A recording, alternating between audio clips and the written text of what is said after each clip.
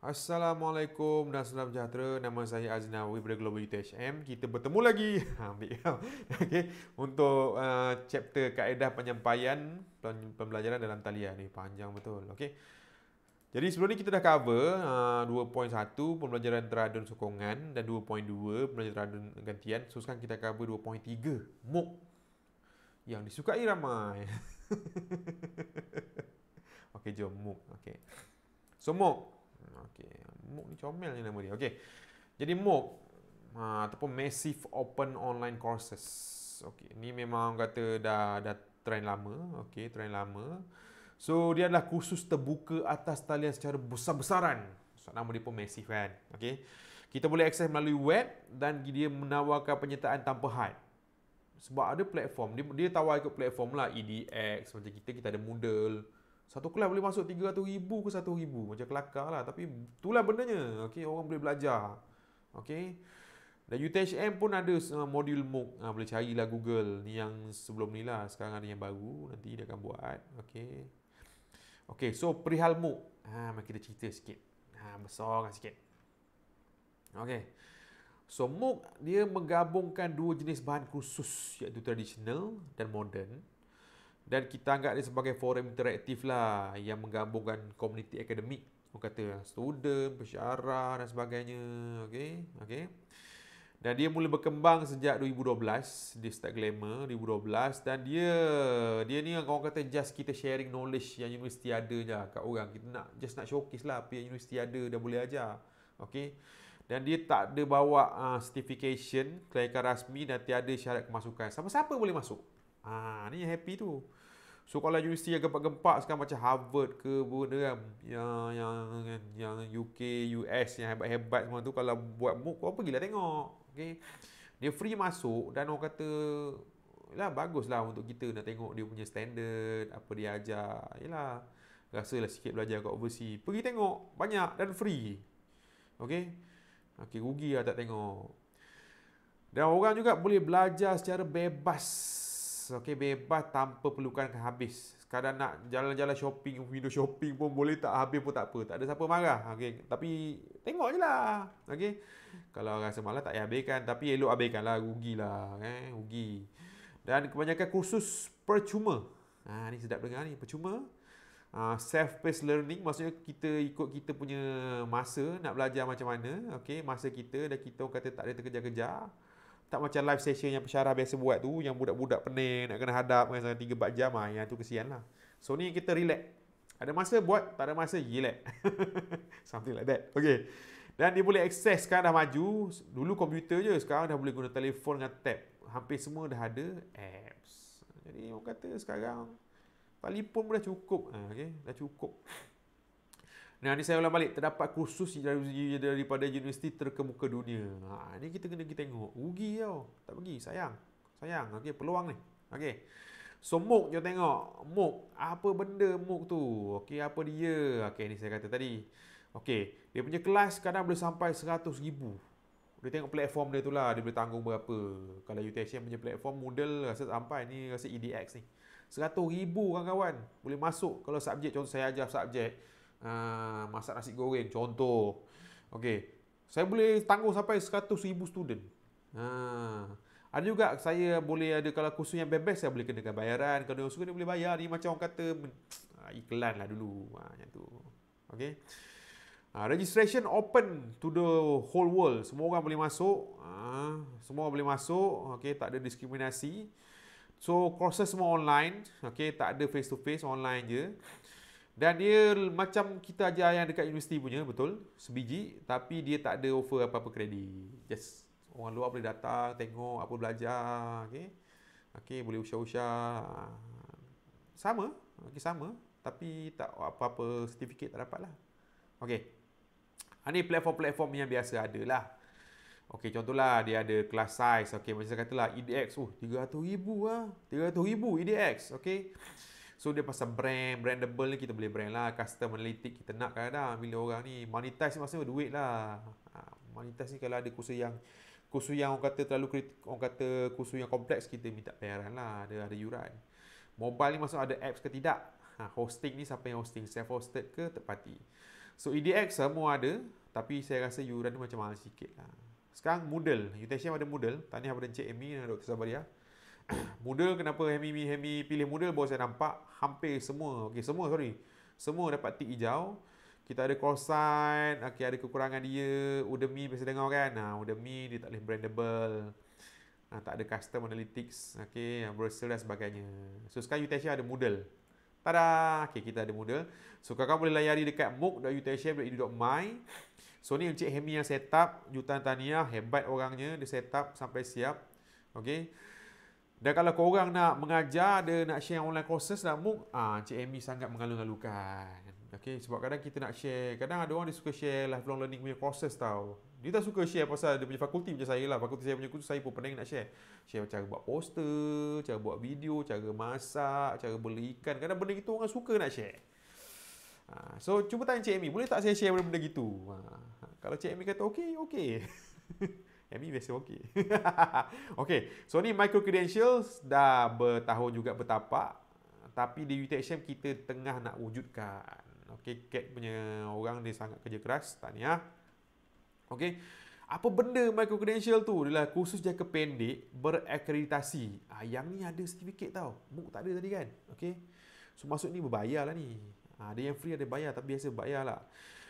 Dia pilihan golongan yang dah ada kerja untuk pembangunan profesionalism. Biasa dia nak kumpul dia punya skill lah. Biasa kalau kita kan, kita masuk industri baru, tak pun industri biasa, ada skill set yang kita nak pandai. So micro credential ni macam kursus jangka pendek yang akan ajar skill-skill tersebut lah. Dia macam pengakap dulu lah, batch 1, batch 2. So one skill, one batch. So bila dah habis satu tu, lulus dapat satu batch.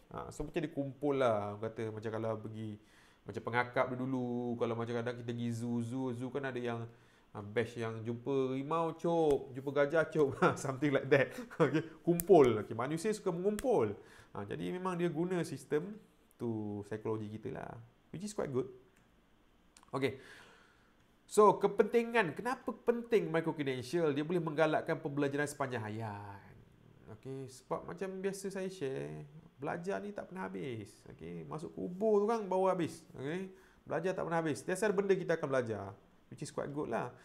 Dan menjadi pilihan pihak industri. Sebab apa? Dia pendek dan dia cover, orang kata dia punya content tu memang highly relevant to the industry.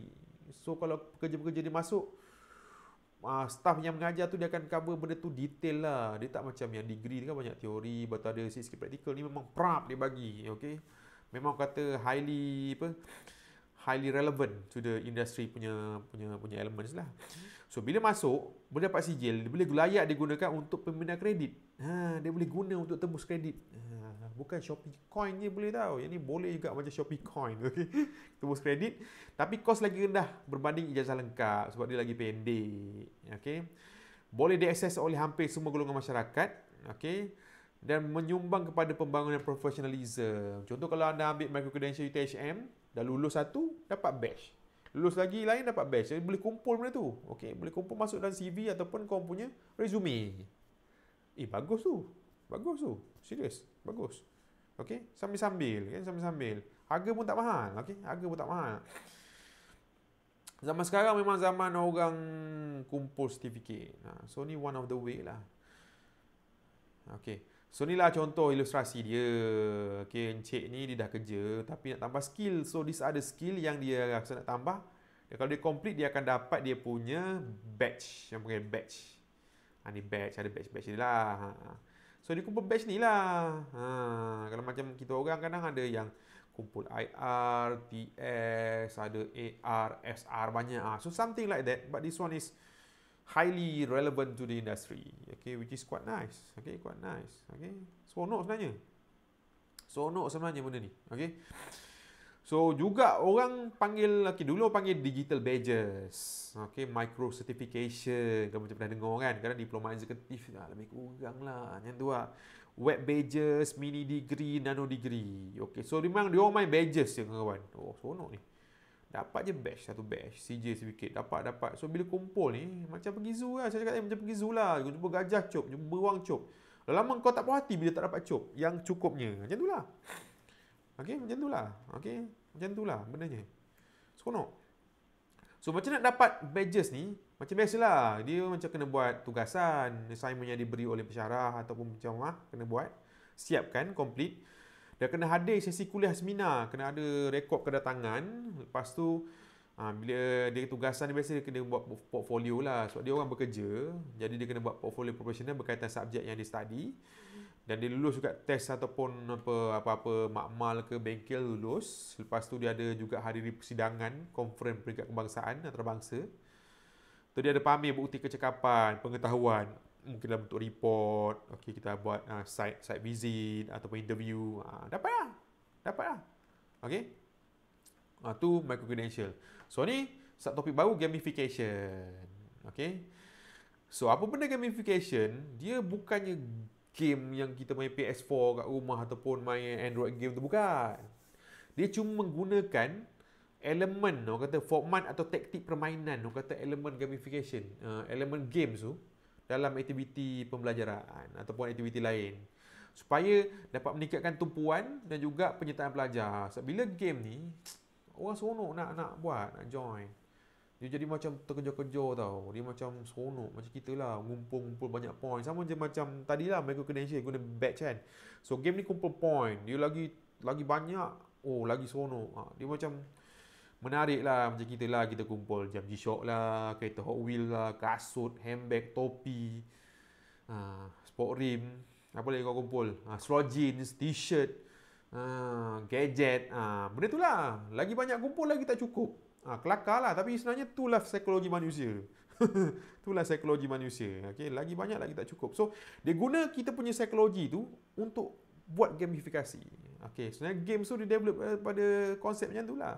So, dia guna konsep games tu untuk dalam kerja-kerja lain yang berguna. Okay, so kenapa penting gamifikasi ni? Okay, dia galakkan pembelajaran secara aktif. Yelah, masa bila orang seronok, dia akan korek. Jadi benda tu orang akan jadi macam excited tau. Dia tak macam tak ada menghadap, tak ada. Okay, dia akan cari. Dan bila macam tu, dia menggalakkan pembelajaran berterusan yang betul-betul pure punya pembelajaran lah. Okay, bukan just untuk peksa. Okay, dan dia boleh tingkatkan produktiviti. Yelah, bila budak tu seronok, dia laju buat kerja. Produktiviti meningkat. Yang tu logik. Okay. Dia wujudkan suasana PMP yang lebih seronok, happy. Contoh kalau main Kahoot kan, kalau kita buat kat Dewan itu, bila dia seronok, bersorak tu macam stadium. So, benda yang sama. Okay. Dan kita punya penceramah atau instruktor boleh kumpul data dan sukat prestasi semasa. Prestasi crowd tu, maksudnya crowd tu sesuai tak untuk elemen-elemen ataupun theoretical ataupun knowledge yang lagi advance. Okay, ataupun kita nak assess diri kita sebagai penceramah. Adakah kita cukup, kita cerita ni orang faham ke tidak. Kita boleh assess guna gamification, something like that. Okay. So, bila jadi macam tu, dia nak mudahkan capai objektif lah. Bila kita dah tahu assess, kita boleh kata adjust kita punya next step untuk capai objektif yang kita nak. Okay. Tapi malangnya gamification ni ada dia punya limitation. So, first kali dia tak sesuai untuk konten yang serius. Contoh macam undang-undang, akta, hal keagamaan. Sebab nanti dia akan jadi takut lain pula orang faham, silap salah faham sebagainya. So kata lagi banyak buruk pada baik. So baik elakkanlah. Okay, yang serious content. Dan juga tak sesuai untuk setengah budaya sosial keadaan. Contoh macam setengah tempat atau sekolah atau universiti memang dia punya style student ataupun masyarakat setempat, komuniti yang tak sesuai nak apply gamification. Mungkin ada dia orang punya budaya dia ke kan, yang kita pun susah nak. Kadang kita kena tengok lah. Kita kena nilai. So, bila tak sesuai, janganlah buat cara biasa je. Jadi, kita kena kaji lah. Pastikan sebelum gunakan teknik, kita kena kaji sesuai ke tidak. So, kalau tak sesuai, benda akan jadi lagi, orang kata, tak mencapai objektif lah. Rugilah. Okay? Okay, jom kita buat refleksi kejap. Kita dah cover chapter ni pasal pembelajaran teradun, sokongan. Yang pasal ganti tu. Pasal yang top up tu. Kita dah buat pembelajaran teradun gantian yang kira yang 40-40-20 tu. Okey, untuk yang IPT punya, kemudian dah keluarkan satu guideline. Kita dah cerita pasal MOOC, MOOC tu apa, platform dan sebagainya. Kita dah cerita pasal micro credential, batch sebagainya untuk orang-orang yang dah bekerja. Dan juga sedikit info pasal gamifikasi. Okey. Jadi kita akan buat sambung lagi untuk video yang seterusnya lah, next video untuk cover chapter ketiga. Okey. Jadi saya ucapkan terima kasih kepada kawan yang sudi mendengar sampai habis. Okey. Terima kasih banyak. Assalamualaikum dan salam sejahtera.